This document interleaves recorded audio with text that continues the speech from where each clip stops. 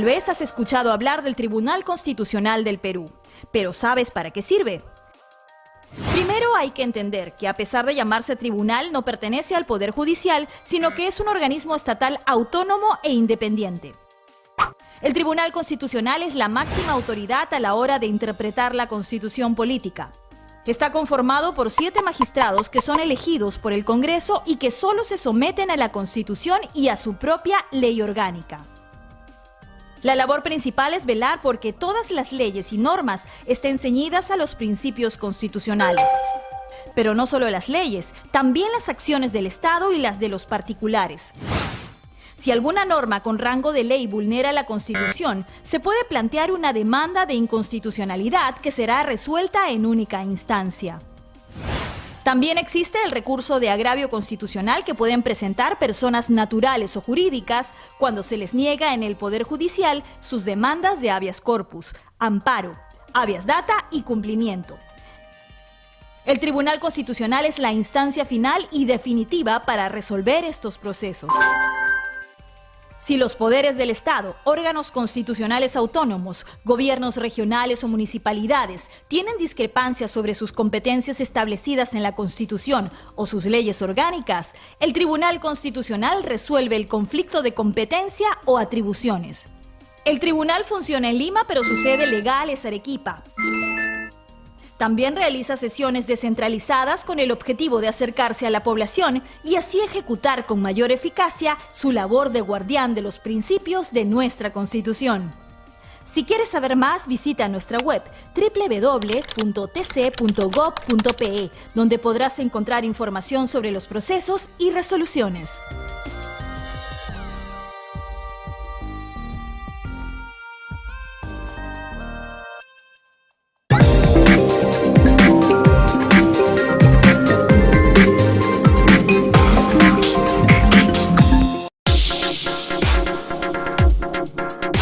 Desde niños nos enseñan que la Constitución política tiene supremacía sobre las demás leyes y en ella se garantizan nuestros derechos fundamentales.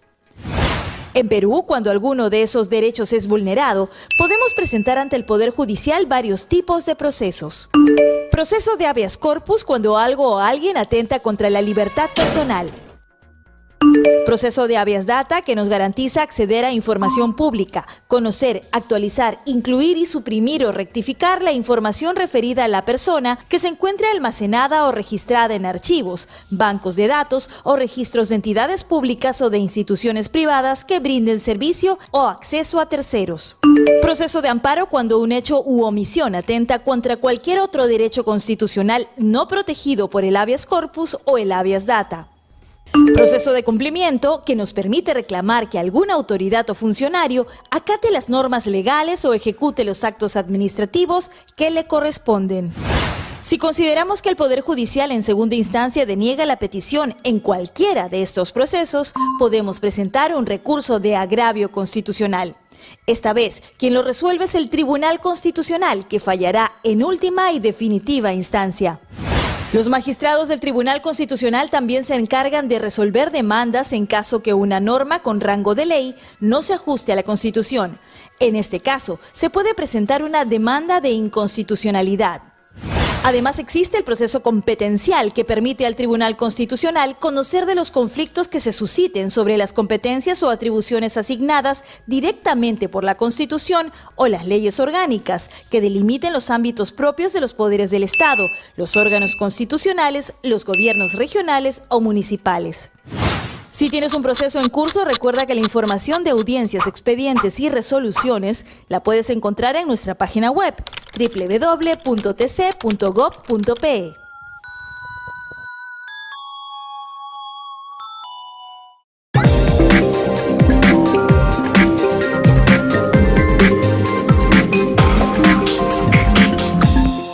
Seguimos mejorando. Les presentamos la ventanilla jurisdiccional. ¿Quieres saber cómo funciona? Aquí te lo mostramos. En la ventanilla jurisdiccional podrás presentar escritos, acceder al cuadernillo de una causa y hacer diversos trámites desde cualquier lugar sin necesidad de trasladarte físicamente a nuestras oficinas. La ventanilla jurisdiccional atiende las 24 horas del día, los 365 días del año. Es un servicio gratuito que se encuentra en nuestra página web www.tc.gov.pe. Para usar la ventanilla jurisdiccional solo necesitas tener DNI y una computadora o celular con internet. Debes generar un usuario y una clave que te demandará pocos minutos. Luego de tu registro, en las siguientes horas te llegará un correo electrónico con tus accesos. Desde ese momento podrás hacer tus trámites con solo un clic. Ya sabes, no más traslados. Nuestra ventanilla jurisdiccional siempre está abierta.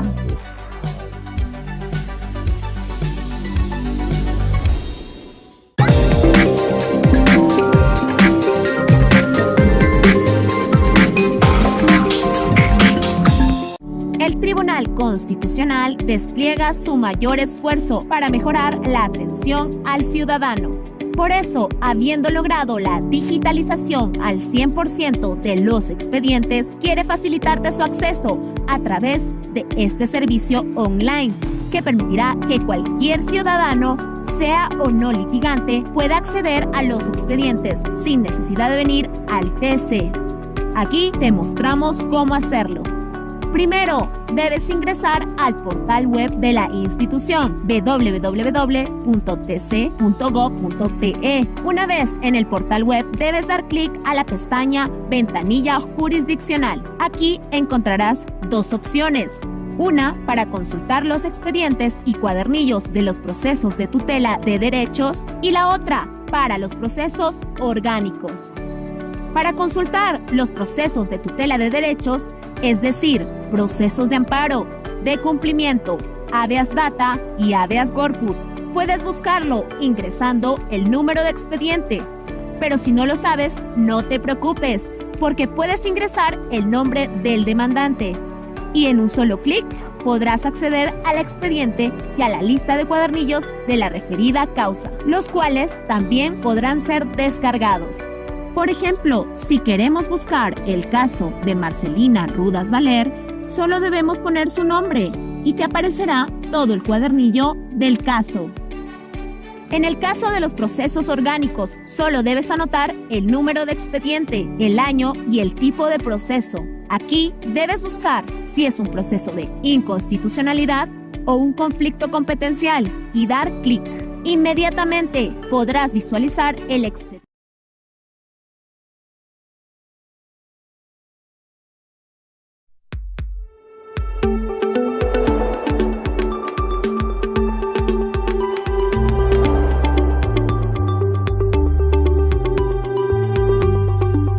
Semana Constitucional por el Día Internacional de la Mujer. El Centro de Estudios Constitucionales, bajo la dirección general de la magistrada Marianela Ledesma, en alianza con la Fundación Konrad Adenauer, bajo la dirección del doctor Hartmut Rank, presentan Foro Constitucional Regional, la presencia de las mujeres en los tribunales y cortes constitucionales de justicia.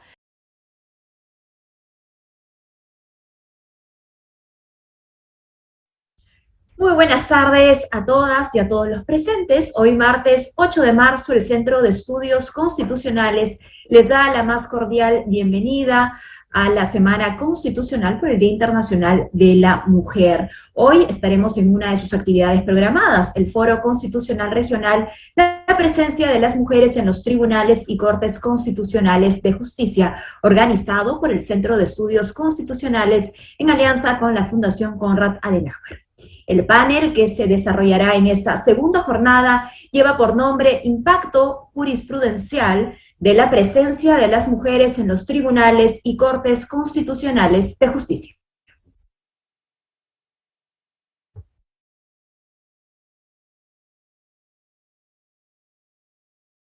Mesa 2. Impacto jurisprudencial de la presencia de las mujeres en los tribunales y cortes constitucionales de justicia. Moderadora, doctora María Candelaria Quispe Ponce, directora académica del Centro de Estudios Constitucionales del Tribunal Constitucional del Perú.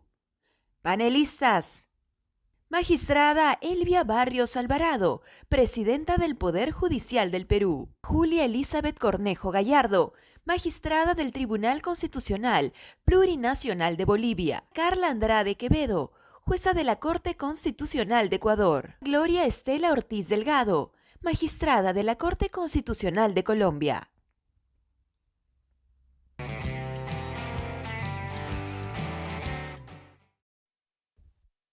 Le recordamos a todas y a todos los participantes que este evento está siendo transmitido en vivo en el canal digital del Tribunal Constitucional y en las plataformas digitales del SEC para que más peruanas y peruanos escuchen sus voces. Sin más preámbulo, presento de inmediato a la moderadora de este evento, la doctora María Candelaria Quispe Ponce. Ella es doctora en estudios avanzados en Derechos Humanos por la Universidad Carlos III de Madrid, máster en Derecho Constitucional por el Centro de Estudios Políticos y Constitucionales de la Presidencia del Gobierno de España. Tiene también estudios de doctorado en la perspectiva feminista como teoría crítica en la Universidad Complutense de Madrid. Es docente principal de la Academia de la Magistratura, docente de la UPG de la Universidad Nacional Mayor de San Marcos y asesora jurisdiccional del Tribunal Constitucional. Adelante, doctora, gracias por acompañarnos en el desarrollo de este panel. Bien, muchísimas gracias, Mirta, a usted. Muy buenas tardes con todas y con todos. Quisiera empezar esta moderación agradeciendo de manera especial a dos personas que han hecho posible este foro constitucional regional. La magistrada Marianela Ledesma Narváez, directora general del Centro de Estudios Constitucionales del Tribunal Constitucional, y el director del programa Estado de Derecho para Latinoamérica de la Fundación Konrad Adenauer, doctor Hartmut Rank. También, por supuesto, un agradecimiento especial a la doctora Lucía Becerra. Doctora Lucía, muchas gracias por su compañía en todo el proceso de este evento. Bien, hoy es un día especial, es el Día de las Mujeres, nuestro día. Un día del año destinado fundamentalmente a recordar, reconocer y agradecer a las mujeres que, no con poca dificultad, lucharon denodadamente por conquistar los derechos de los que hoy disfrutamos nosotras. Con ocasión de esta conmemoración, la mesa del foro del día de hoy aborda un tema sumamente importante: el impacto jurisprudencial de la presencia de las mujeres en los tribunales y cortes constitucionales de justicia. Para la evaluación de este impacto hemos invitado a las juezas y magistradas de los tribunales y cortes constitucionales de Bolivia, Colombia y Ecuador. Es decir que el Día de las Mujeres son las propias mujeres, en este caso las juezas, las que nos relatan lo que han hecho por los derechos de las mujeres, de aquellas mujeres que, ante la vulneración de sus derechos fundamentales, recurren a instancias judiciales y persisten en sus demandas hasta llegar a estas altas cortes. Bienvenidas, magistradas y juezas constitucionales de la región. Pero eso no es todo. Hoy día tenemos también una invitada extraordinaria. Contamos con la presencia de la presidenta del Poder Judicial del Perú, la primera presidenta de este poder del Estado en 200 años de república. Bienvenida, presidenta Barrios. Precisamente con la presidenta Barrios, a quien le agradezco de manera especial el haber aceptado y estar con nosotros aquí, iniciamos este foro. Presento muy brevemente a la presidenta Elvia Barrios Alvarado. Es juez suprema titular de la Corte Suprema de Justicia de la República del Perú.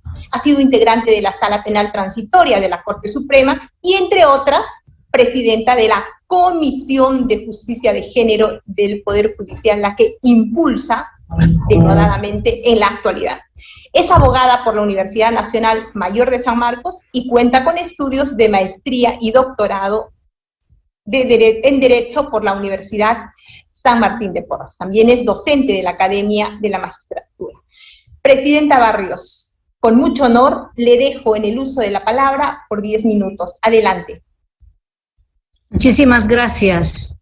Solo repetir aquello que ha señalado con justicia, y es que hoy es el Día de las Mujeres, pero acotar que también es el tiempo de las mujeres. Y para ello es necesario que hablemos de igualdad. Una sociedad justa e igualitaria es aquella que aspira a que las mujeres puedan ver realizados todos sus derechos, todas sus aspiraciones, generando oportunidades y condiciones para que estos se materialicen. Esto involucra reconocer que la discriminación estructural contra las mujeres es el problema público que tiene precisamente sus causas en aquellos patrones socioculturales discriminatorios, las normas, la cultura institucional que refuerzan esta situación de inferioridad o subordinación, así como la asignación desigual de roles entre hombres y mujeres. Es evidente que la falta de acceso de las mujeres a espacios de toma de decisión constituye un problema que el Estado debe abordar seriamente, estableciendo medidas para revertir esta realidad. Así lo establece nuestra Política Nacional de Igualdad de Género, que tiene como uno de sus principales objetivos el garantizar el acceso y participación de las mujeres en espacios de toma de decisiones, a través precisamente de la implementación de medidas de acción afirmativa. Ya en el año 2014, la CEDAW exhortó al Estado peruano a que adoptemos medidas afirmativas en todos los espacios de representación en la vida pública, incluyendo el Poder Judicial. ¿Para qué? Para acelerar, pues, esa igualdad sustantiva de la mujer en todos los ámbitos donde están subrepresentadas o desfavorecidas.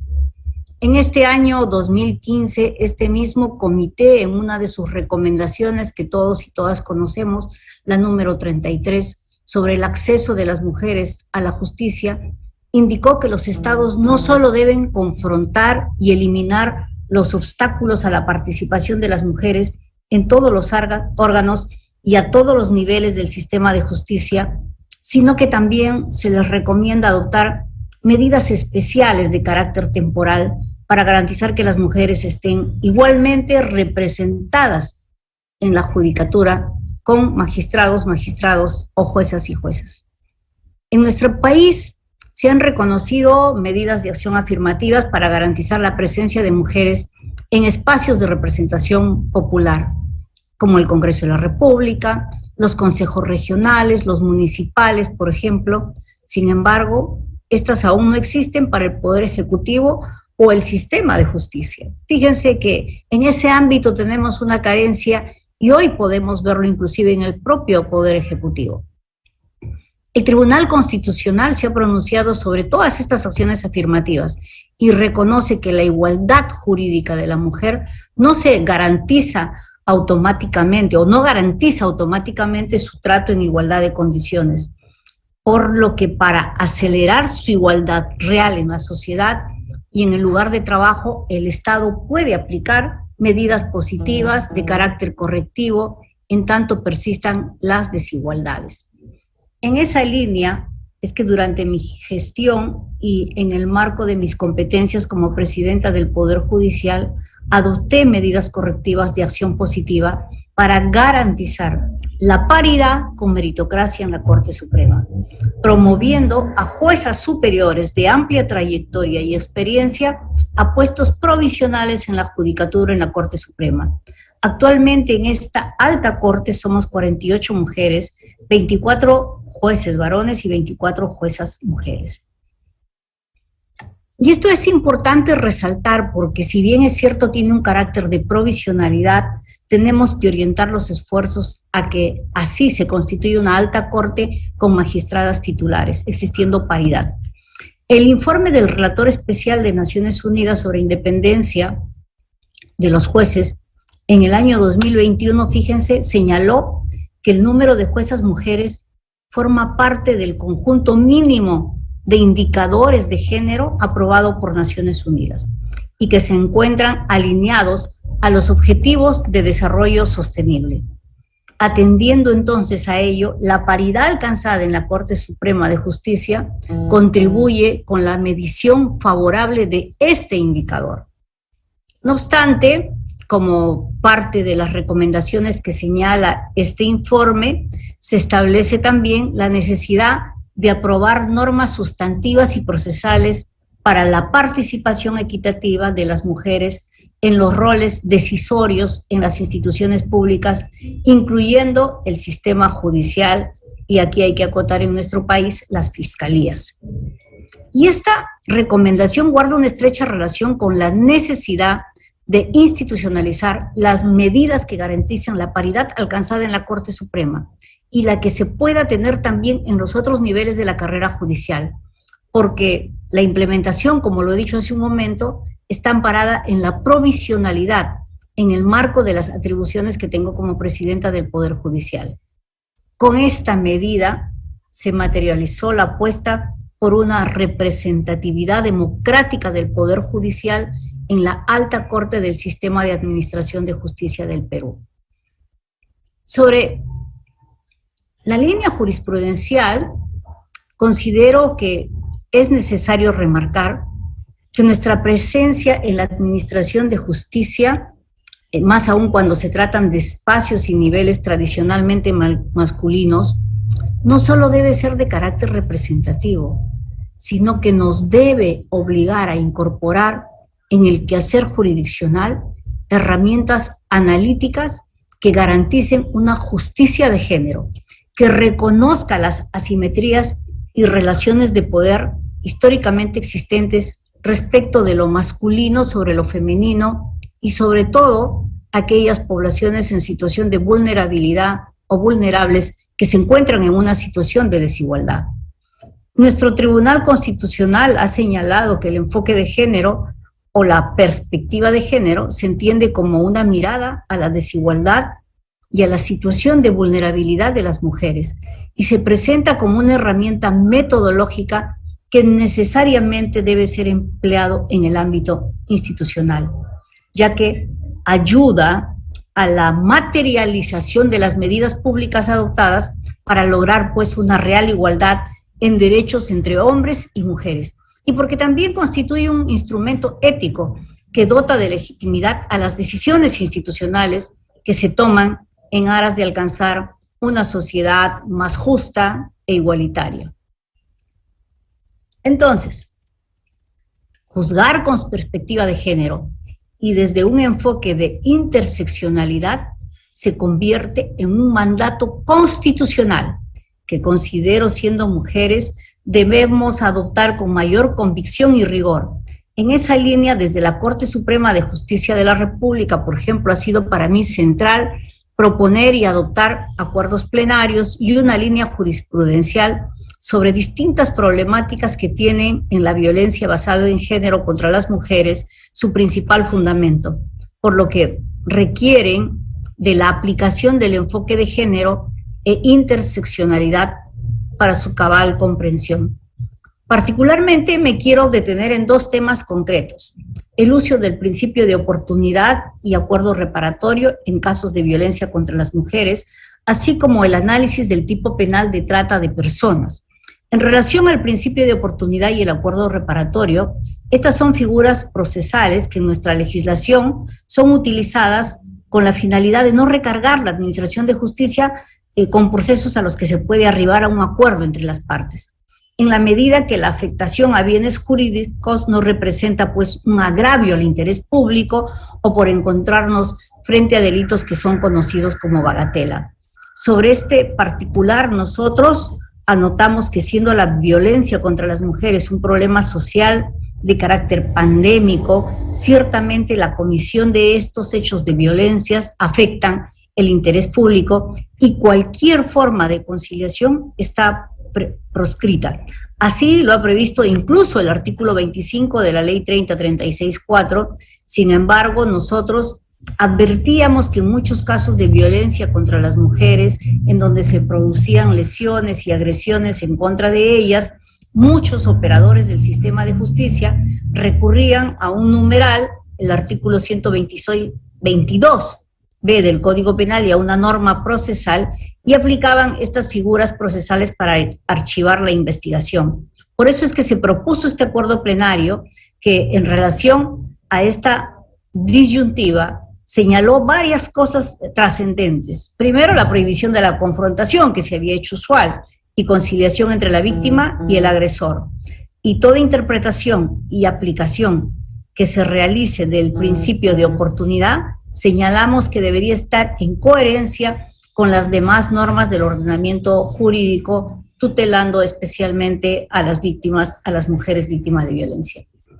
Desde esa perspectiva, por ejemplo, podemos decir que los tipos penales que estaban contenidos en el artículo 122 y demás referidos a lesiones y agresiones en contexto de violencia de género no son susceptibles de ningún tipo de conciliación. Y esta prohibición también alcanza a los acuerdos reparatorios en delitos de esta naturaleza. Ello, en tanto la aplicación del principio de oportunidad y el acuerdo reparatorio en caso de violencia contra las mujeres e integrantes del grupo familiar desnaturaliza el propósito o el objetivo de la Ley 3036-4 y, asimismo, desconoce la existencia de una relación de poder y subordinación que ejerce el agresor o agresora contra la víctima. En consecuencia, todo acto que califica como delito de agresiones contra las mujeres e integrantes del grupo familiar viene gobernado por un actual e intenso interés público, así como por una interpretación coherente con las demás normas de la materia que hacen inaplicable el principio de oportunidad y acuerdo reparatorio, ya sea extra o intraproceso. Con relación al delito de trata de personas en la modalidad de explotación sexual y laboral, que tiene en las mujeres sus principales víctimas, en una sentencia de la Corte Suprema pudimos analizar desde un enfoque de género e interseccionalidad las condiciones empleadas por el sujeto activo en la captación y transporte de la víctima con fines de explotación laboral. Este fue un caso, materia de un recurso de nulidad referida a una menor que fue traída a Lima y fue explotada, y se señaló que la inculpada aprovechó la situación de vulnerabilidad para captar y transportar a la menor agraviada porque conocía la escasez de los recursos económicos de su familia, que sus padres no podían brindarle los cuidados elementales, que tenía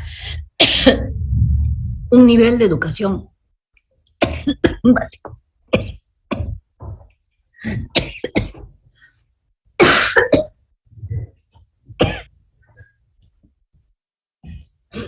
No se preocupe, doctora, no se preocupe, si puede beber un vasito, un poquito de agua. Bien, seguimos con el foro. En estos momentos la doctora Barrios retoma cuando usted me diga. Adelante, doctora, muchas gracias.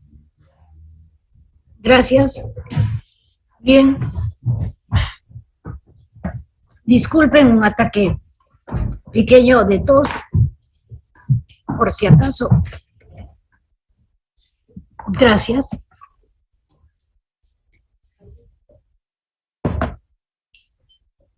Ya pasé el tema del COVID, son algunos rezagos.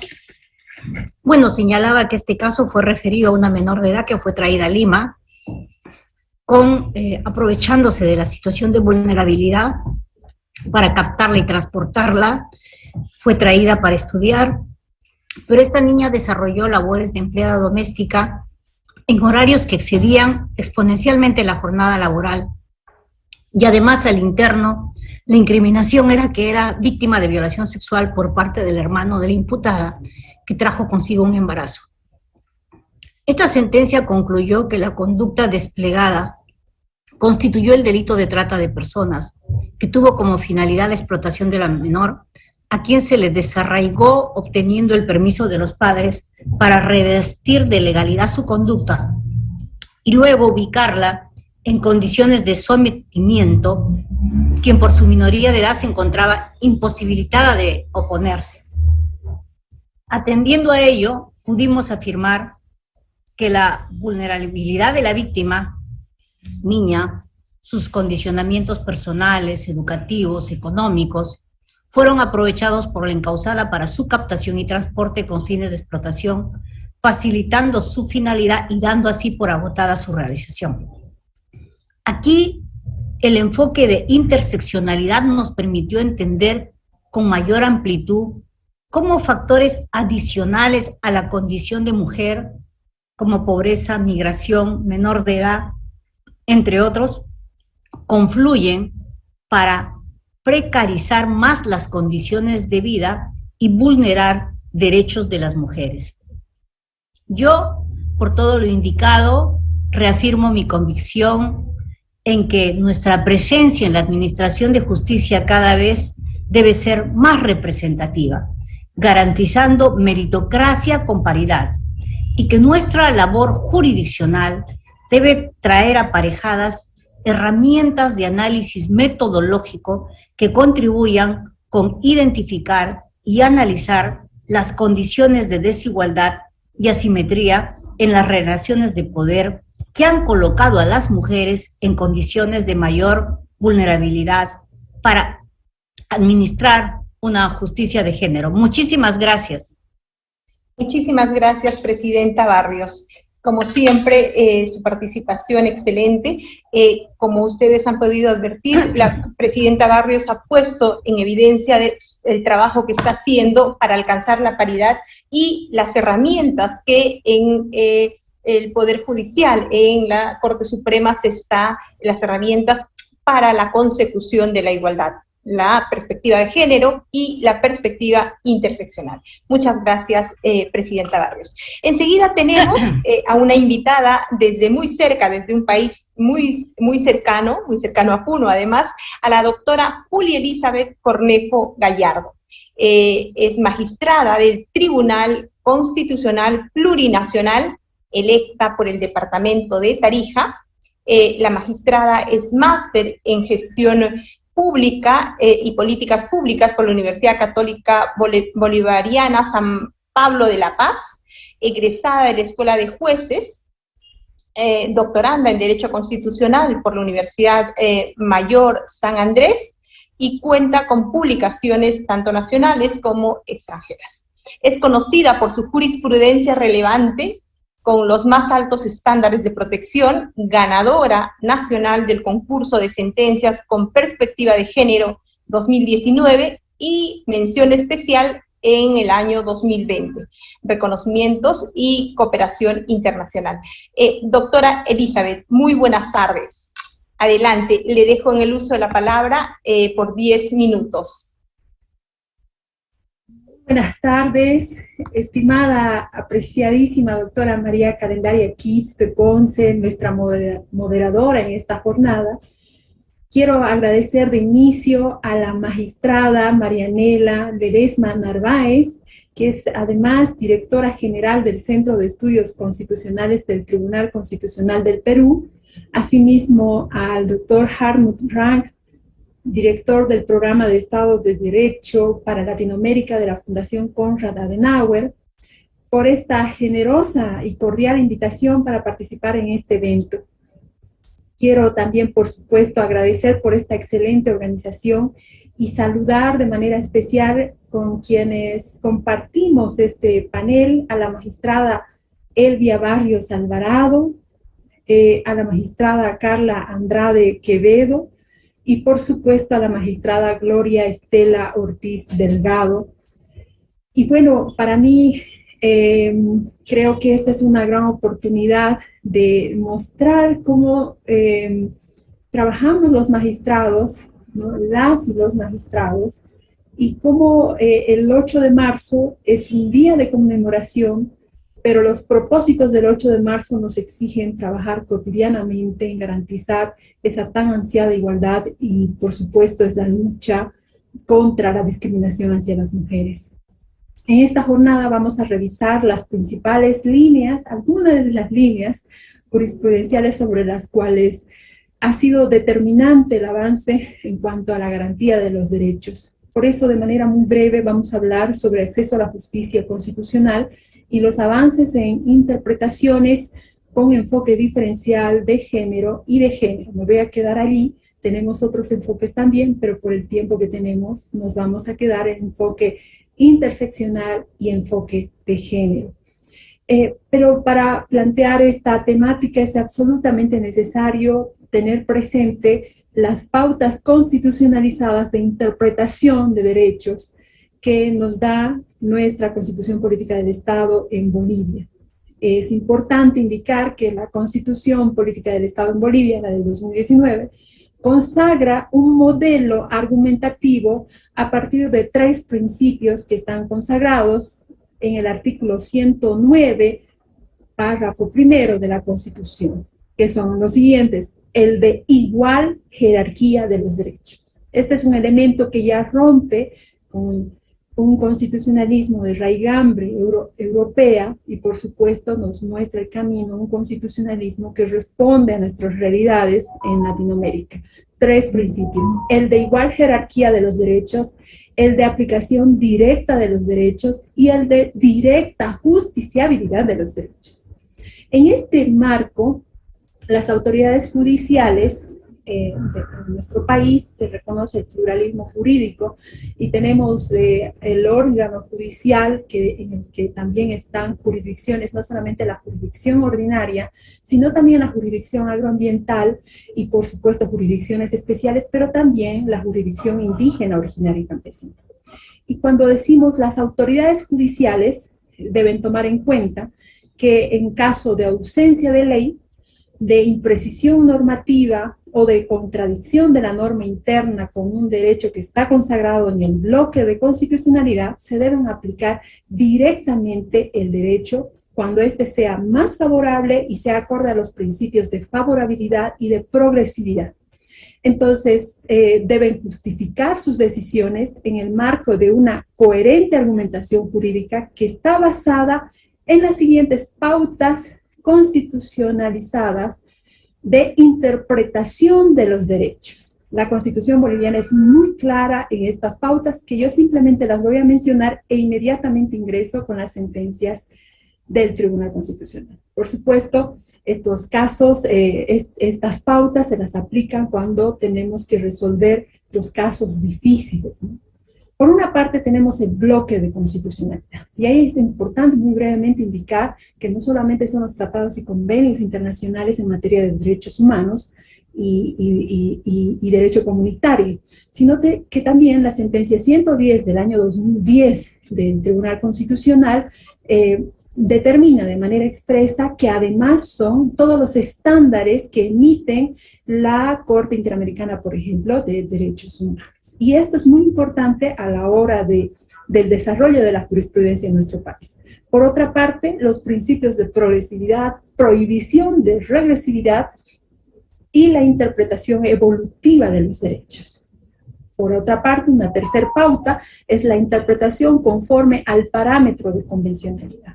Es importante indicar que la aplicación de la perspectiva de género es, o de la perspectiva interseccional o de la perspectiva intercultural, que en sí es un enfoque de derechos humanos y en sí es un mecanismo de aplicación de control de convencionalidad. Y como cuarta pauta tenemos la interdependencia e indivisibilidad de los derechos. Qué importante esto, vamos a ver cómo en la sentencia 019 del año 2018, S2, no solamente se habla de la educación, sino también el derecho a una vida libre de violencia. Una quinta pauta es la inviolabilidad, la incondicionabilidad y la irrenunciabilidad y la fuerza expansiva de los derechos.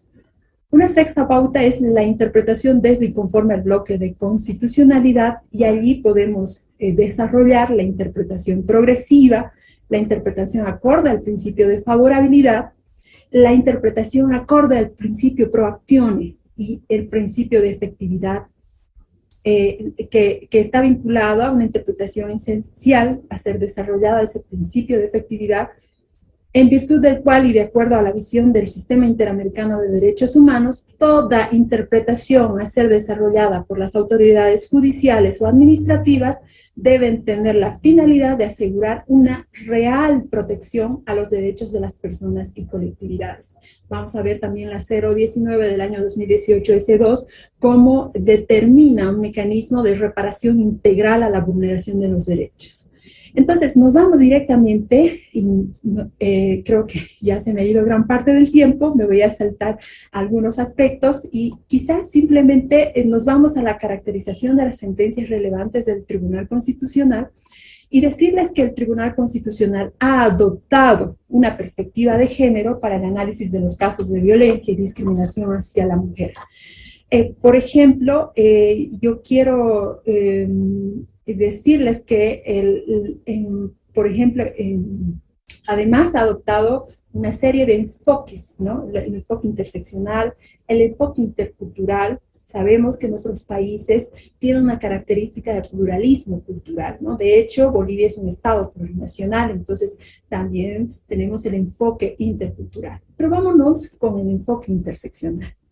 En el enfoque interseccional tenemos un precedente importante como es la sentencia 989, quebrado 2011-R, que ya nos da unos parámetros para el enfoque de interseccionalidad. Pero ¿dónde el despacho de esta magistrada aplica esto? Tenemos la sentencia 010 del año 2018, S2, que la parte accionante se trata de una persona adulta mayor de 78 años, y denuncia la vulneración a sus derechos a la vida, a la libertad, a la salud. En este caso se tenía que determinar las medidas cautelares, ¿no? Como la detención preventiva. Y lo que se hace es, en este caso, se resuelve este caso tomando en cuenta el enfoque diferencial, el enfoque interseccional respecto a los derechos de las personas adultas mayores y la excepcionalidad de la detención preventiva de adultos mayores. El principio, y se aplica el principio o test de proporcionalidad en la aplicación de la detención preventiva a partir de un enfoque de interseccionalidad. La 130 es otra sentencia, la sentencia constitucional plurinacional 130, quebrado 2018, S2, es un ejemplo también de ponderación de derechos. Este es un caso en el que se encuentran en conflicto dos derechos de grupos de personas pertenecientes a grupos en situación de vulnerabilidad. Se trata de una niña con relación a su abuelo. Entonces, en esta sentencia, el accionante adulto mayor, creo que no me da tiempo para explicarlas, pero esta es una sentencia en la que se hace fundamentalmente el ejercicio de ponderación de los derechos de esa niña, que es nieta de este adulto mayor. Y quisiera avanzar, sobre todo, además indicar que la sentencia 130/2018 S2 es una sentencia que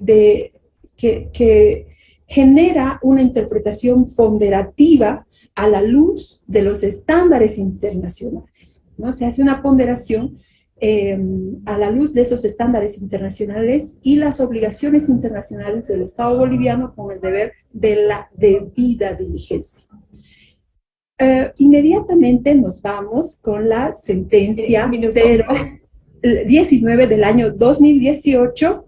La sentencia 019 del 2018 es una sentencia hito porque no solamente posibilitan, como ustedes saben, en nuestro país y la mayoría de los países de nuestra región tenemos una problemática muy grande de la violencia contra las mujeres.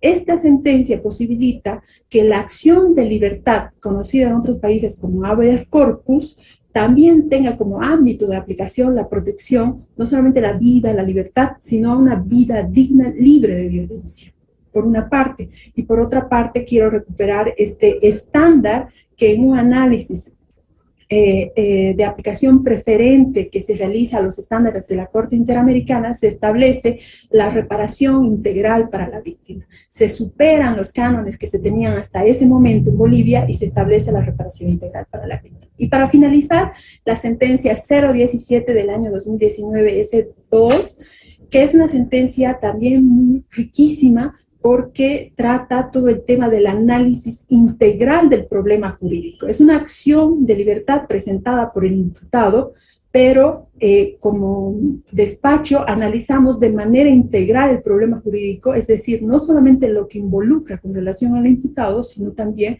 con relación a la víctima. Y por supuesto se establecen los estándares para la debida diligencia. Muchísimas gracias.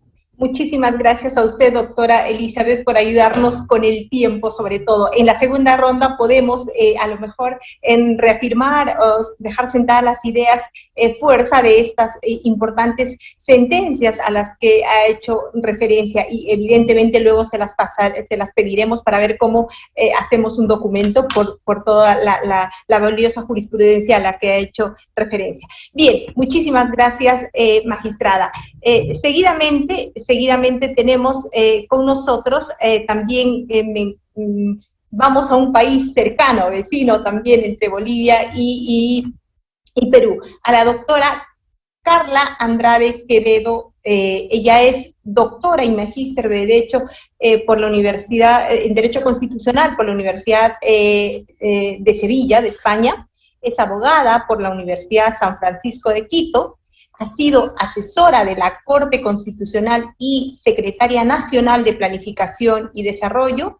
Es docente universitaria de pre- y posgrado en cátedras relacionadas al derecho constitucional en la Universidad Andina Simón Bolívar, Internacional y San Francisco de Quito. Ha sido investigadora, coordinadora y asistente de proyectos e iniciativas de acceso a la información y justicia en organismos de América Latina.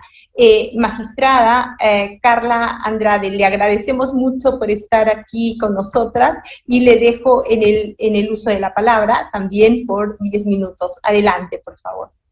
Muchísimas gracias. Buenas tardes. Primero que nada me tomo un minuto para agradecer la invitación a este importante evento, especialmente a la magistrada Ledesma y a la Fundación Konrad Adenauer. Para mí es un placer y es un honor participar en este panel con magistradas de otros países de la región para poder justamente compartirnos nuestras experiencias desde nuestra posición de garantes de derechos y desde nuestra posibilidad de influir y de contribuir a la igualdad y al desarrollo de los derechos de las mujeres. Yo considero que es crucial tener estos espacios para poder mostrar y para poder contribuir y apoyarnos en esta lucha por conseguir la igualdad y por desarrollar los derechos de las mujeres. Debo decir que la conformación actual de la Corte Constitucional Ecuatoriana en los últimos 3 años ha emitido diversas sentencias que desarrollan y que garantizan los derechos de las mujeres. Y lo cierto es que la participación de las magistradas en todas estas sentencias ha sido crucial y se ha hecho sentir, no solo cuando han debido ser ponentes, sino también en su participación durante las salas o el pleno de la Corte Constitucional para la aprobación de las sentencias, pues en todas estas han contribuido desde sus conocimientos, desde sus apreciaciones, impregnándole un toque de realidad, impregnándole ese toque de mujeres en cada una de las sentencias, no solo en las sentencias de mujeres como tal, yo diría en todas, con ese compromiso ante los grupos de atención prioritaria y vulnerables, pero especialmente en estos casos de mujeres. En esa línea ha sido difícil pensar en una sola línea jurisprudencial que haya generado un impacto. La Corte Ecuatoriana en estos últimos años ha emitido diversas sentencias que hacen referencia a niñas, a adolescentes, a mujeres adultas en mayores también, incluso a mujeres en situación de movilidad. El eje principal de nuestra jurisprudencia ha sido la igualdad y no discriminación. Y cabe resaltar incluso que analizada la jurisprudencia, esta mañana en un evento de la propia Corte, se determinaba que saltan a la vista varios derechos que han sido analizados con mucha fuerza, a más de la igualdad y no discriminación, como son, por ejemplo, la educación, el acceso a la justicia, la participación política, la salud, el derecho al trabajo y la movilidad humana. Y algo muy importante y característico es que analizada la jurisprudencia se evidencia que el 51% de las sentencias relacionadas con mujeres que ha emitido esta Corte tienen una cercana relación a temas laborales, evidenciando que en el caso de las mujeres adultas este es un área de la vida de las mujeres que está generando mucho conflicto y muchos problemas en el acceso y en la posibilidad de tener igualdad. En cuanto a las niñas y adolescentes, el tema de la violencia, el tema del acceso a justicia y el acceso a la educación ha sido muy relevante. Y en cuanto a las mujeres adultas mayores, sobre todo los temas de seguridad social y acceso a servicios, ha sido uno de los ejes principales que ha manejado la Corte. Para darles una visión más clara de esta jurisprudencia, a continuación quisiera mencionar algunas de las más relevantes sentencias que ha emitido la Corte en favor de las mujeres. Por cuestiones de tiempo no me puedo detener en cada una de ellas, pero sí intentaré describirlas a breves rasgos y mostrárselas a través de una tabla para poder evidenciar ese desarrollo. En esa línea no sé si sería posible que me ayuden para poder compartir pantalla. Veo que sí estoy habilitada. Para no hacer una presentación grande ni llevarme mucho tiempo, he tratado de hacer una tablita que puede ser que tenga mucha información, pero que me permite esbozar las principales cuestiones. Hay algunas sentencias que han sido muy relevantes en el Ecuador y voy a permitirme describir algunas.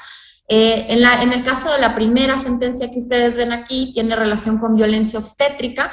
Una mujer embarazada no recibe asistencia médica oportuna durante su parto por una supuesta falta de pago de aportaciones a la seguridad social. La dejan sola en un pasillo del hospital, ella da luz sola, producto de esto ella misma agarra a su bebé cuando nace y se produce un desgarro en el cuello del útero, además de una hemorragia muy fuerte que incluso por las condiciones del hospital no puede ser atendida ahí y es remitida a otro hospital sin su hijo y sin que le den mayor información. La Corte aprovecha este caso para analizar el derecho a la salud reproductiva, a la atención prioritaria de las mujeres embarazadas, a la importancia de la atención especializada y además genera un hito importante en el Ecuador que es crear el derecho a no ser víctima de una violencia obstétrica.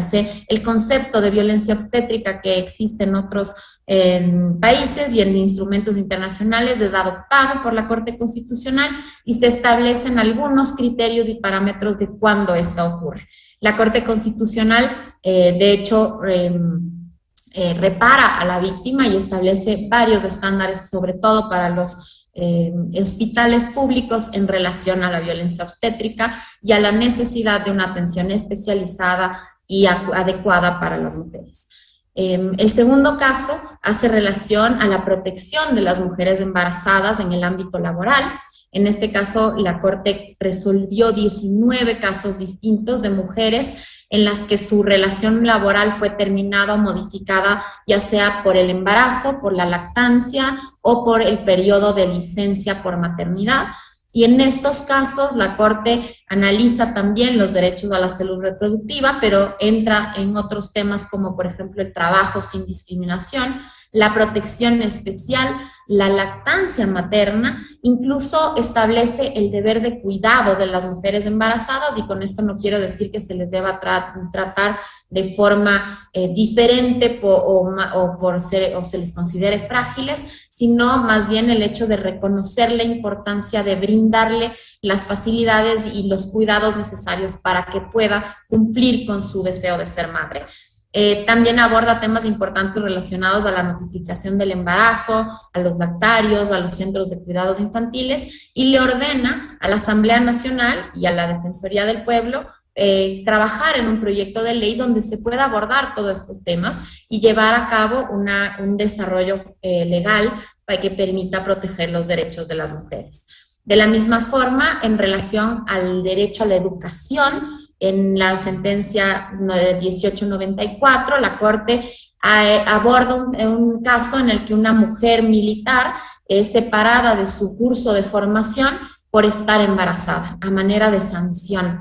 La Corte analiza la protección especial que deben llevar las mujeres embarazadas y sobre todo se centra en su derecho a la educación, determinando que no puede ser impuesta como sanción el impedimento a seguir estudiando o a seguir avanzando en su carrera militar por estar embarazada. Lo determina como una forma de discriminación y le obliga a las escuelas militares a que se abstengan de separar a las cadetes mujeres por encontrarse embarazadas o por estar en periodos de maternidad o lactancia. Incluso le obliga a dar una alternativa de suspender su preparación y volver a continuar cuando estén en condiciones. Además, esta sentencia aprovecha para incluir otros temas como para evitar limitaciones en el avance de las carreras militares o policiales por su situación de familia, tanto para hombres como para mujeres. En el siguiente caso, del vestido que dice aquí el número 4 es muy interesante, pues la Corte se encuentra ante un caso de una mujer abogada que no puede entrar a un centro de rehabilitación social para reunirse con su cliente que debe rendir declaración ante la Fiscalía por el vestido que lleva puesto. Los agentes le impiden la entrada por el tipo de ropa que está poniendo y está usando, y la Corte Constitucional analiza la igualdad y no discriminación, el libre desarrollo de la personalidad y la integridad, y determina que este tipo de impedimentos perpetúan los estereotipos, los conceptos de estos patrones socioculturales que tenemos y que se generan a partir de presupuestos machistas que deben ser superados. Incluso le obliga a los centros de rehabilitación social a modificar sus condiciones y sus reglamentos para garantizar la protección de los derechos de las mujeres, en este caso de las abogadas que acuden al centro.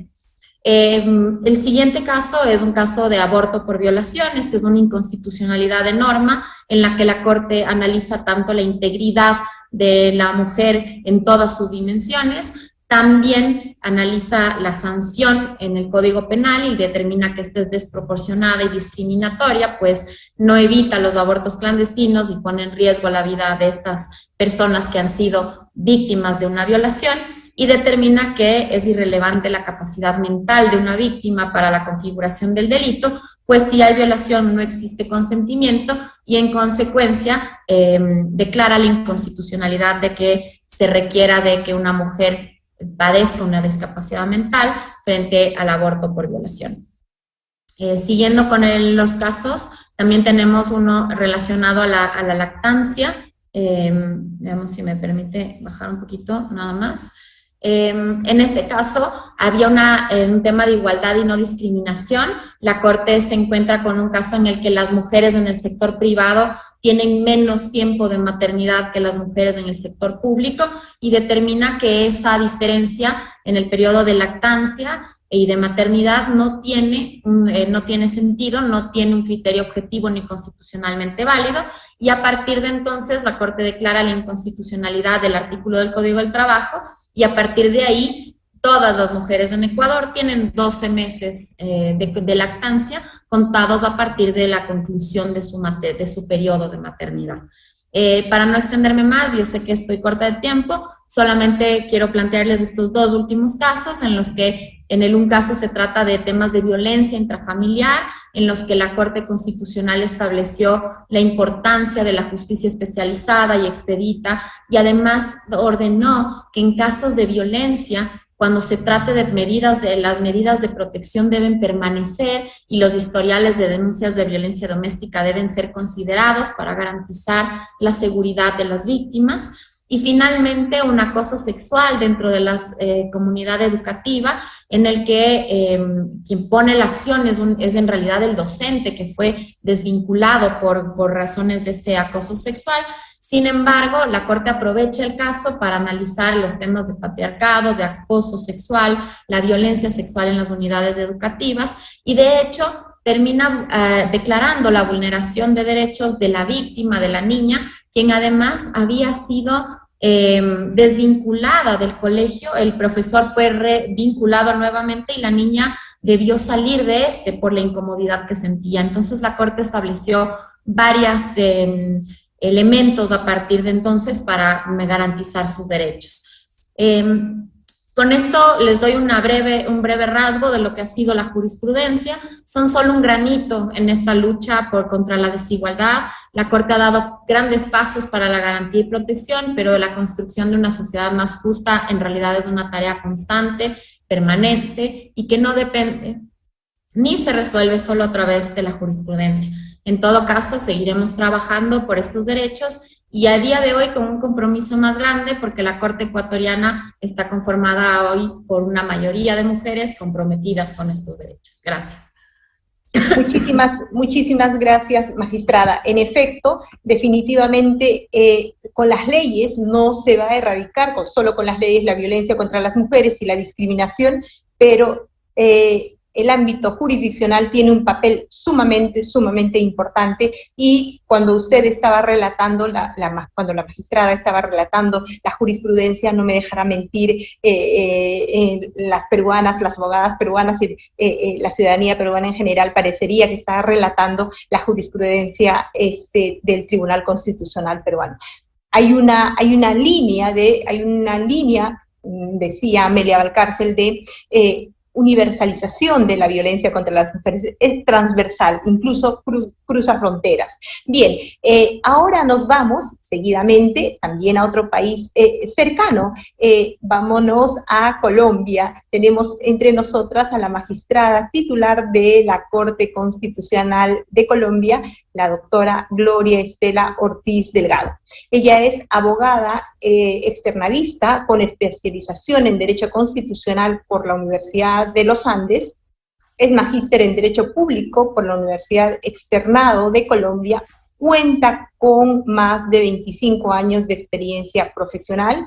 En la rama judicial ha sido auxiliar judicial, abogada sustanciadora y de tutela, magistrada auxiliar de la Corte Constitucional, magistrada auxiliar del Consejo de Estado y del Consejo Superior de la Judicatura, con juez del Tribunal Administrativo de Cundinamarca y asesora de Fiscal General de la Nación. Cuenta con una amplia trayectoria académica como docente de varias universidades en su país. Doctora Gloria Estela Ortiz, le agradecemos por estar aquí entre nosotras y le dejo en el uso de la palabra por 12 minutos, ya que las tres magistradas constitucionales se han tomado 12 minutos, entonces 12 minutos. Adelante, por favor. Bueno, doctora María Candelaria, muy justo usted, muy amable. Voy a tratar de cumplir al máximo.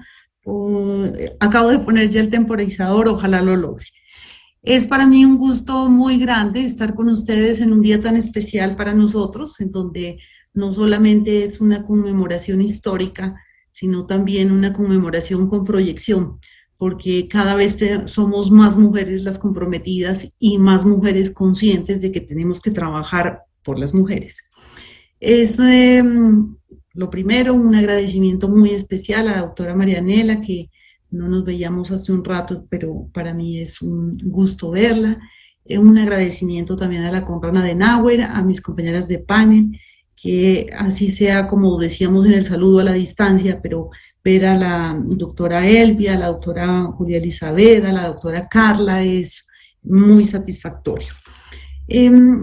Yo quiero entonces, como habíamos advertido, este panel quiere analizar el impacto de la presencia de las mujeres en la jurisprudencia. En este caso me concentraré en la jurisprudencia de la Corte Constitucional en Colombia. Para ese efecto, yo quiero darles unos datos que parecerían bastante interesantes desde las estadísticas. En este momento, la Corte Constitucional de Colombia tiene en toda el stand de trabajadoras, el 49.3% somos mujeres, 46.6% son hombres.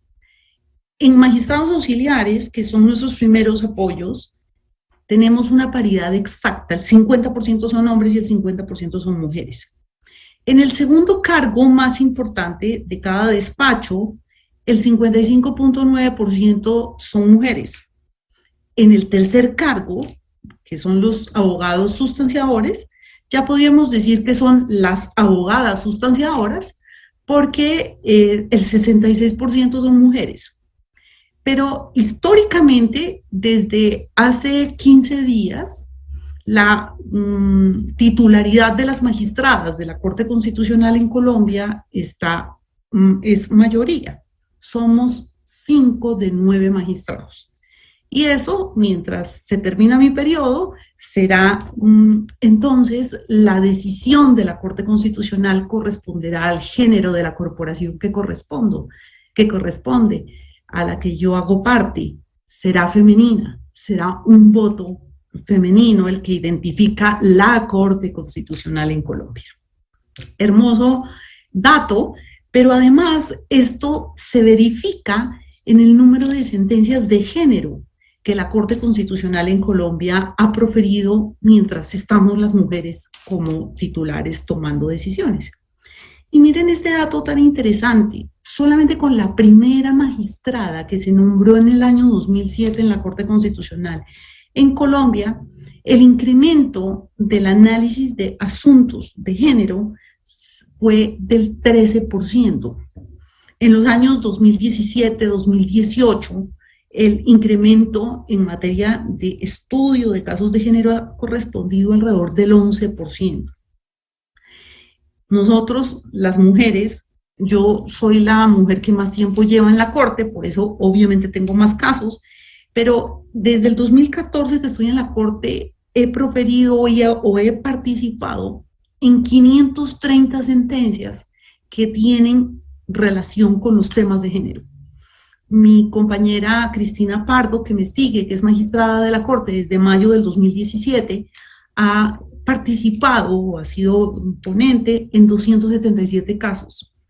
Fajardo, mi compañera Diana, ha participado en 253 casos y la doctora Meneses en 33 en el año que lleva como magistrada de la Corte. Pero esta interesante participación numérica no está solamente en números. Es muy interesante ver cómo la jurisprudencia de la Corte colombiana sí ha tenido un cambio sustantivo con perspectiva de género. Nosotros hemos partido de tres premisas que son importantes aquí resaltar. Primera, la perspectiva de género en las decisiones judiciales obedecen a una orden constitucional.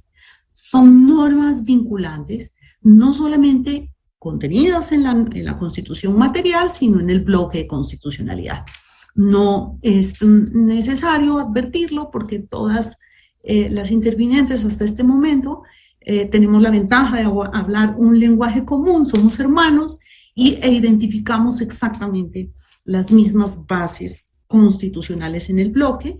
Nosotros en Colombia tenemos dos artículos en la Constitución del 91 que son muy interesantes. El artículo 43, por ejemplo, sí es expreso en darle las órdenes al Estado colombiano de darle un trato preferente a la mujer. De manera específica habla de las mujeres cabeza de familia, en donde evidentemente dice que la mujer no estará sometida a discriminación. ¿Eso qué significa? Que obviamente desde la perspectiva normativa hemos superado el concepto de igualdad formal para hacer referencia a un concepto de igualdad sustantiva en donde la diferencia es obligada y la diferencia es un trato favorable en favor de quien está discriminado. Segunda premisa con base en la cual nosotros hemos resuelto los asuntos con perspectiva de género.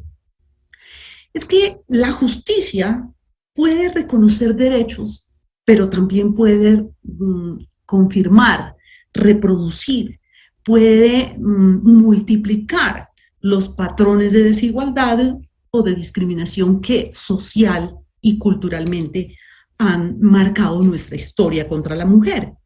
Por eso, la justicia puede contribuir a superar la discriminación. Eso muestra que una tercera premisa muy importante de análisis es que esa neutralidad y esa imparcialidad del juez no implica una indiferencia frente a la discriminación contra la mujer. Un juez puede ser neutral e imparcial tratando distinto. Un juez asegura la administración de justicia, asegura la equidad y la justicia cuando la administra en el momento en el que combate la discriminación. Y en esa combate a la discriminación puede ser definitivamente a través de sus múltiples intervenciones, no solamente en sus sentencias, sino también en el curso del proceso. El juez con facultades oficiosas, de práctica de pruebas, por ejemplo, puede contribuir a esclarecer verdades que combaten la discriminación.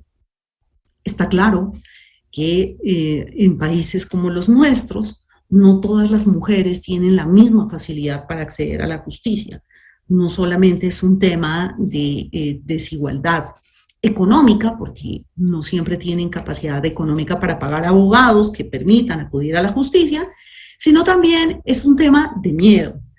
Poner en manos de los jueces situaciones de violencia o de discriminación endémica, pues sencilla y llanamente, pues eso va a producir un impacto en quien accede a la administración de justicia, y los jueces tenemos que ser conscientes de que en efecto esas diferencias para el acceso a la justicia se presentan, y por eso es determinante corregir esos problemas de representación en la ley o esos desequilibrios en el acceso a la justicia, porque evidentemente el juez, incluso en el curso del proceso, puede redistribuir las cargas procesales para garantizar la equidad y garantizar la igualdad de oportunidades que el bloque de constitucionalidad y la jurisprudencia y la carta nos la exige.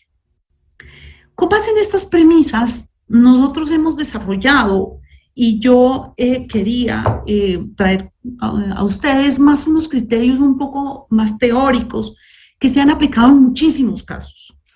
Con base en estas premisas, nosotros hemos entendido que la perspectiva de género tiene unos criterios para hacer justicia.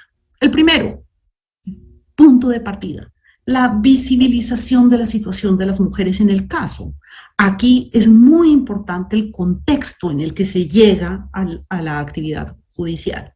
Segundo criterio importante, el juez sí puede utilizar una hermenéutica de género. ¿Qué es eso? Es que el juez, en el momento de formar la convicción de los hechos que se están presentando y la aplicación en las normas o la aplicación de las normas del caso, sí puede entender que hay momentos en donde el hecho notorio, en donde las normas pueden ser interpretadas en favor del grupo que se encuentra en debilidad manifiesta, como la Constitución lo señala. Aquí, un tercer criterio y un factor muy importante que se ha aplicado en la jurisprudencia es la inversión de la carga de la prueba. La carga dinámica de la prueba se ha utilizado incluso en varios temas y nadie lo ha discutido. ¿Quién ha discutido que en el proceso civil el que prueba es el que está en mejor posición de prueba frente al pago? Si usted pagó, pues muestre la factura o el recibo de pago. O sea, no paga necesariamente el que lo alega, no prueba necesariamente el que lo alega, prueba el que está en mejor posición de prueba. Y por eso creo que esto en casos de violencia contra la mujer termina siendo un tema muy importante, porque el juez sí puede establecer que las cargas de prueba son diferentes. Miren ustedes la situación de la prueba de la violencia intrafamiliar. En violencia intrafamiliar, evidentemente, la víctima, que casi en Colombia, el 82.3% de la violencia intrafamiliar son las mujeres.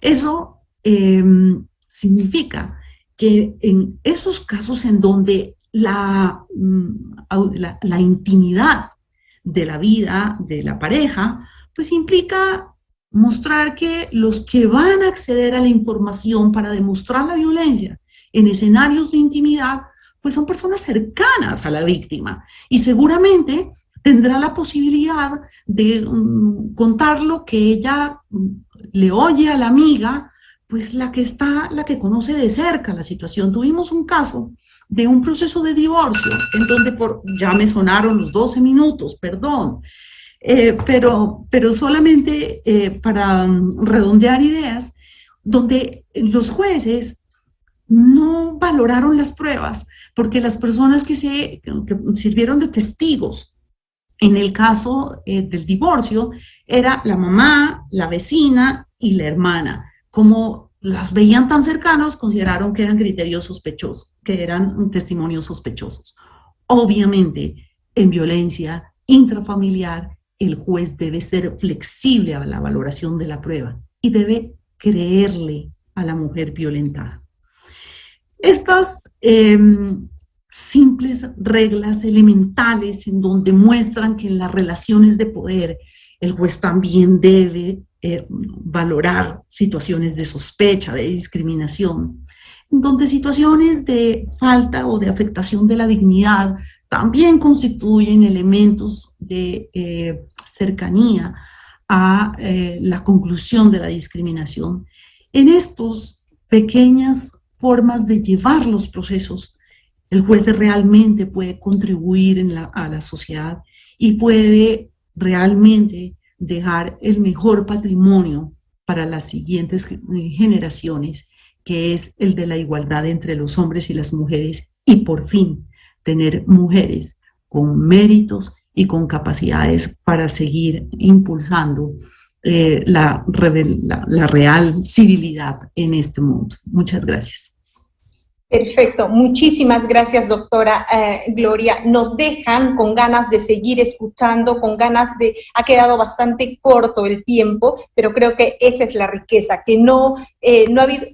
Cada intervención ha sido tan intensa y tan rica que lo que yo me comprometo es recogerlo y recogerlo en un material que sirva. Y en ese sentido, yo aprovecho un minuto en este momento para señalarles que el Tribunal Constitucional del Perú, el Centro de Estudios Constitucionales del Tribunal Constitucional, precisamente bajo la dirección de la magistrada Ledesma, este año el primer libro de jurisprudencia será sobre la tutela constitucional de los derechos de las mujeres. Miren, 25 años hemos esperado para que llegue la magistrada al Centro de Estudios Constitucionales y la primera publicación sea esa. Vamos a compartir con ustedes y también esperamos, les vamos a hacer llegar las invitaciones para que recojamos la riqueza que ustedes hoy día nos han señalado en un material concreto. Recojamos el material de las magistradas de hoy, de ayer y de las magistradas de hoy. Bien, como ustedes podrán advertir, hay una línea jurisprudencial sobre los derechos de las mujeres en estas distintas cortes.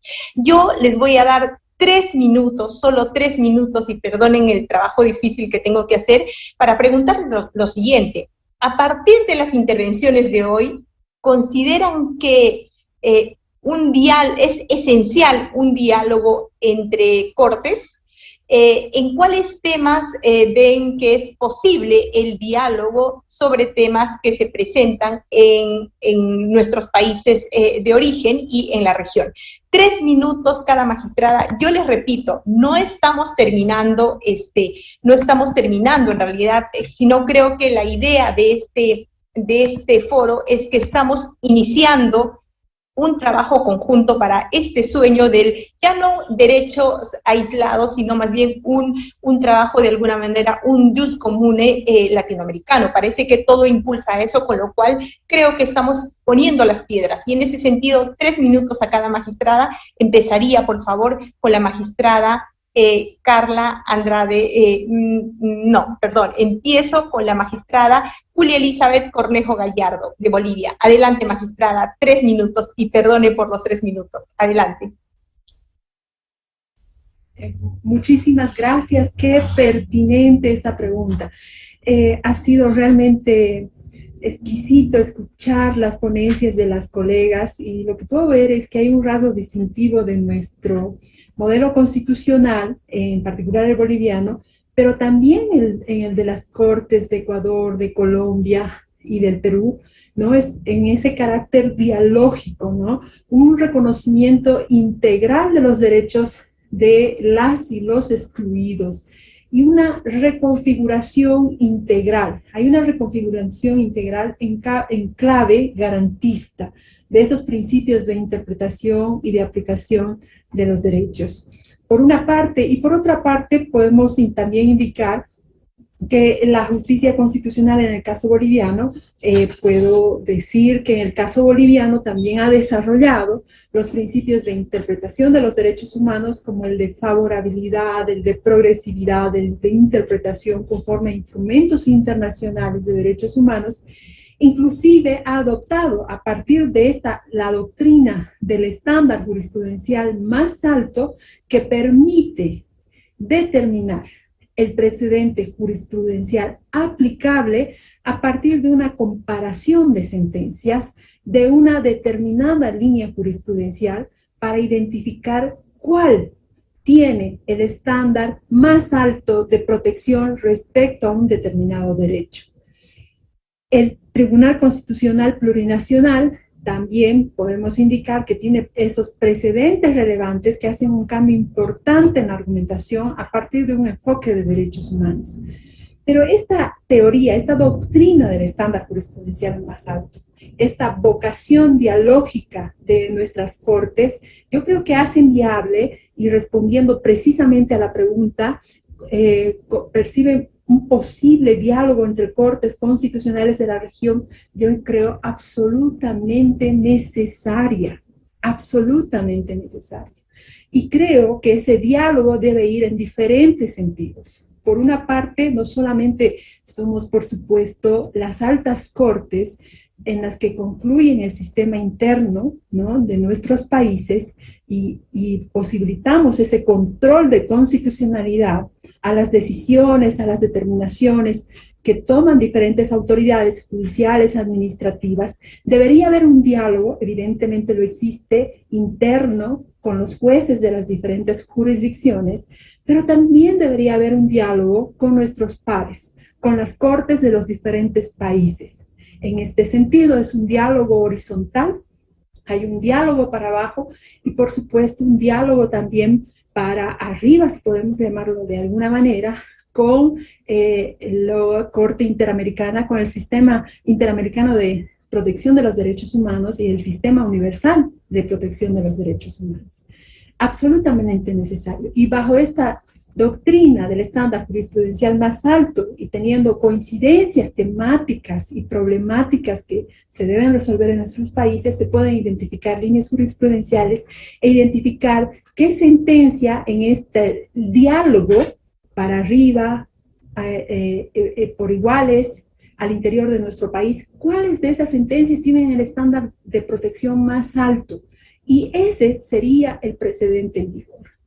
Por una parte, y por otra parte, desde una mirada intercultural. Hoy es el Día de la Mujer, pero no solo hay un prototipo de mujer, hay muchas mujeres, ¿no? Mujeres que tienen identidades culturales diversas, situaciones económicas diversas, que se interceptan, situaciones de vulnerabilidad que no solamente es el género, sino también es la situación económica, es la identidad indígena, por ejemplo, o el origen, el idioma, tantos elementos, tantos factores de vulnerabilidad que en el artículo 14 se identifican muy bien en el caso boliviano, en la Constitución Política del Estado Boliviano. Necesitamos hacer un diálogo con la población, un diálogo interjurisdiccional también con la jurisdicción indígena, originaria y campesina. Creo que, por supuesto, es posible. Muchísimas gracias, magistrada Cornejo. Coincido plenamente con usted. Bolivia y Puno y La Paz están cerca y precisamente no el día que se está trabajando no es el Día de la Mujer, no hay un ideal de la mujer, somos las mujeres, el Día Internacional de las Mujeres en nuestra diversidad y no solo con modelos determinados como los occidentales. Bien, muchas gracias. Seguidamente, tengo el gusto de dejarle en uso de la palabra a la doctora Carla Andrade Quevedo por 3 minutos. Adelante, magistrada. Y perdonen por darle 3 minutos. Adelante. Gracias. Y continuando justo con lo que usted decía, María Candelaria, no es la mujer, ni tampoco son, y cuando hablamos de los derechos, tampoco hay una nacionalidad, ni una especificidad, ni una región o una, todos estamos conectados, y en esa línea yo creo que el diálogo entre cortes es fundamental, es crucial, y deberíamos aprovecharlo más seguido, porque creo que el compartir experiencias el identificar problemas estructurales, el aprovechar los avances de otros tribunales en temas que cada país tiene de forma diferente, es una oportunidad muy importante, es algo que deberíamos aprender a aprovechar. Y no solo en cuanto a jurisprudencia, creo que también en temas operativos. El diálogo entre cortes, el entender y el aprender cómo funcionamos y compartir nuestras experiencias, nuestras fortalezas y nuestras debilidades nos ayudarían a los tribunales constitucionales a tener mejores resultados, no solamente en materia de jurisprudencia, sino también de acceso a la justicia y de dotación de un servicio adecuado. Entonces yo considero que no podríamos establecer un solo tema o unas líneas específicas donde hacer este diálogo. Creo que debería ser algo integral, constante, y además me parece muy interesante lo que estamos haciendo hoy, así como puede haber momentos en los que corresponda vernos como jueces, otros momentos vernos como presidentes de tribunales y también como mujeres magistradas. Creo que son oportunidades enormes que debemos aprovechar porque avanzaríamos de mejor manera para cumplir con nuestro objetivo y con nuestra función, que es proteger derechos. Muchísimas gracias, magistrada. En efecto, esta alianza entre mujeres a la que nos combinaba Olympe de Gouges, Mary Wollstonecraft, etcétera, también se puede hacer realidad entre las magistradas. Tenemos problemas comunes las mujeres y las magistradas también pueden unirse, pueden hacer alianza sobre la base de diálogo jurisprudencial para proteger mejor nuestros derechos. Muchísimas gracias. Enseguida dejo en el uso de la palabra a la doctora Gloria Estela Ortiz por 3 minutos o 4 minutos. Adelante, doctora. Casi no logro desactivar. Bueno, sí, definitivamente hablar tiene la gran ventaja de aprender de la experiencia ajena. Yo creo que los 2 grandes retos que tenemos hoy los tribunales constitucionales y en general todos los jueces es el de argumentar y otorgar igualdad de trato jurídico. Son los 2 grandes retos que legitiman las decisiones judiciales. Y en las 2 tareas, las experiencias ajenas nos hace más fuertes, porque nos permite y evidentemente argumentar con más solvencia sobre la gran cantidad de normas que tenemos en común. Las normas del bloque de constitucionalidad casi en todos los países en los que nos podemos reunir con relativa frecuencia nos vinculan. Por eso el sustento normativo puede ser el mismo, pero al mismo tiempo aplicar casos precedentes incluso de otras jurisdicciones nos muestra que la igualdad de una situación fáctica produce con las mismas normas las consecuencias jurídicas idénticas. Eso legitima nuestras decisiones y sobre todo nos muestra que el lenguaje de los derechos humanos y el lenguaje del respeto por los derechos, en especial de las mujeres, es un lenguaje universal, que no busca necesariamente una identidad cultural, pero sí una identidad como seres humanos que nos la merecemos. Muchas gracias.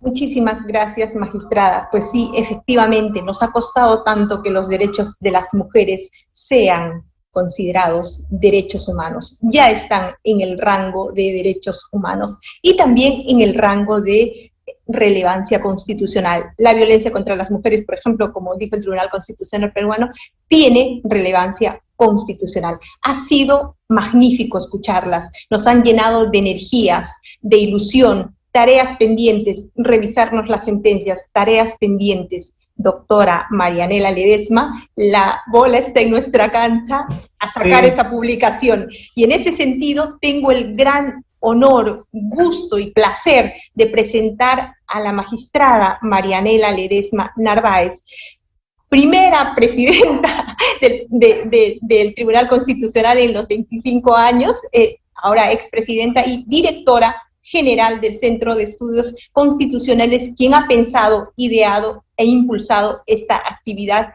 y por eso les agradecemos el haber aceptado la invitación.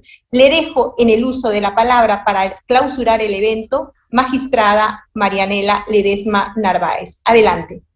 Gracias, Candelaria. Las primeras palabras es decir gracias. Gracias a quienes nos han acompañado en el evento en estos 2 días. A la jueza Isabela Jaramillo Sierra, a la jueza Daniela Salazar Marín, tanto de la Corte de Ecuador como de México, que estuvieron ayer acompañándonos, a la ministra Yasmín Esquivel y a la profesora Isabel Jaramillo Sierra, que también estuvo acompañándonos como panelista, destacada docente de la Facultad de los Andes de Colombia. Y hoy también hemos tenido el privilegio de escuchar las experiencias, la participación de la magistrada Estela Ortiz de la Corte de Colombia, Carla Andrade de Ecuador, Julia Elizabeth Cornejo de Bolivia y nuestra querida amiga magistrada Elvia Barrios Alvarado, presidenta de la Corte del Poder Judicial del Perú. Y en estas palabras gracias no puedo dejar de mencionar a la Fundación Konrad Adenauer, que de manera colaborativa nos ha apoyado a impulsar este evento. Definitivamente la presencia de las mujeres en las altas cortes de justicia en América Latina es un reto pendiente para las actuales democracias constitucionales en la región. Y ello va de la mano con la revalorización del posicionamiento de la mujer en la sociedad y específicamente en los espacios de toma de decisiones en el ámbito público. Por ello, podemos considerar que el acceso y la permanencia de las mujeres a dichas cortes constitucionales en nuestra región no se mantiene al margen de lo que ocurre en nuestras sociedades respecto a la democratización en clave de género. Ya la intervención de las magistradas Elizabeth Cornejo de Bolivia y Carla Andrade de Ecuador nos han ratificado al respecto. Ahora bien, desde una perspectiva jurídico-constitucional, considero que existen diversas aristas desde las que se puede visibilizar la problemática de la falta de paridad en las altas cortes constitucionales. El Perú es uno de los países que lamentablemente tiene esta deficiencia, pero entre ellas quisiera destacar 2 aspectos sobre los cuales también ha versado la intervención de las expositoras. Destacar la relación de un mayor acceso y permanencia de las mujeres en los tribunales constitucionales y el fortalecimiento de la perspectiva de género en la impartición de la justicia constitucional. Existen memorables ejemplos a nivel mundial respecto a cómo la presencia de las juezas en altas cortes puede impulsar cambios al momento, no solo de litigar en defensa de los derechos fundamentales de las personas, sino también en la forma de concebir y aplicar el derecho. Por ello, en este momento viene a la mente la labor realizada por la jueza del Tribunal Supremo estadounidense, Ruth Bader, fallecida el año 2020, en su robusta defensa del principio de no discriminación, especialmente en el caso de las mujeres y de los colectivos históricamente discriminados, y aporta luces y guías para el posterior desarrollo de este principio de derecho en diversos ordenamientos. Asimismo, si bien considero que las respuestas y las reivindicaciones correspondientes a las situaciones injustas y profundamente desiguales que atraviesan las mujeres, no solo del Perú, de la región y a nivel global, no se agotan con las medidas jurídicas, pero las mismas pueden contribuir al alcance de la justicia de género, para lo cual deben ir acompañadas de medidas robustas en lo social que doten pues de las condiciones necesarias, básicas, para garantizar la autonomía de las mujeres.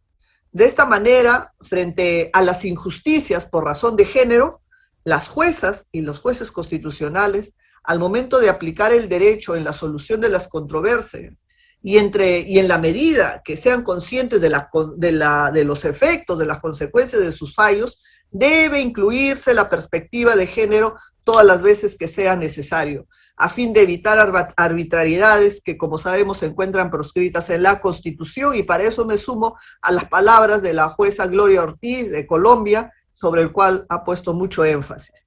Por ello, soy de la opinión que conforme se pueda lograr una real y efectividad paridad entre juezas y jueces constitucionales, habrá más posibilidades para aplicar la perspectiva de género.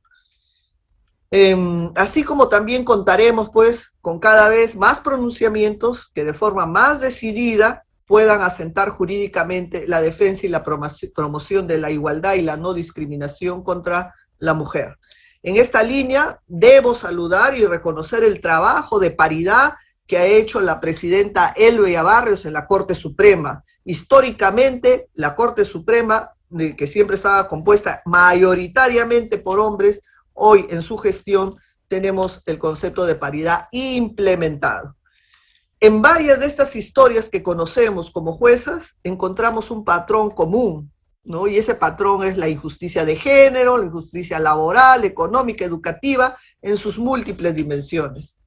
Quienes impartimos justicia, conocemos a diario estas causas en las cuales nos topamos con el rostro de la desigualdad, de la precariedad, del abandono del Estado y de la sociedad. Y en suma hay una falta de una adecuada protección de los derechos fundamentales, especialmente a las mujeres, a los niños, a los ancianos, al grupo más vulnerable, ¿no?, de nuestra sociedad. Es una tarea pendiente, sí, que cada mujer tiene el deber de colaborar con erradicarla, y con mayor razón, si es que estamos ubicados en una alta corte. Con todas estas ideas, tengo el honor de declarar clausurado el evento. Muchas gracias. Muchas gracias, doctora de Ledesma, y en nombre del Centro de Estudios Constitucionales, agradecemos profundamente su participación en esta segunda fecha del Foro Constitucional Regional, la presencia de las mujeres en los tribunales y cortes constitucionales de justicia, y les invitamos al evento de mañana, Agenda Constitucional, los derechos de las mujeres en la jurisprudencia del Tribunal Constitucional, en el marco de la conmemoración por el Día Internacional de la Mujer. Es momento de seguir trabajando por un país más justo y equitativo para todas y todos. Permiso.